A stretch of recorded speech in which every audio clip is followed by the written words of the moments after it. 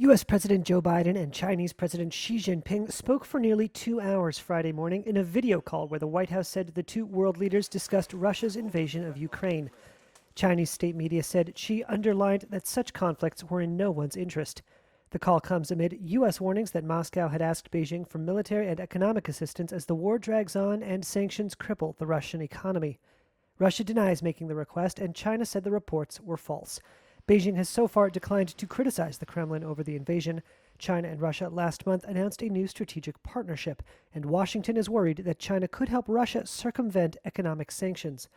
But the fighting may have forced China into something of a balancing act. Well, what we have observed so far, it seems to be China's position has shifted from initial indifference, leaning towards more showing sympathy towards Ukraine without openly denouncing Moscow. Yu Jie is a senior research fellow focusing on China at London's Chatham House.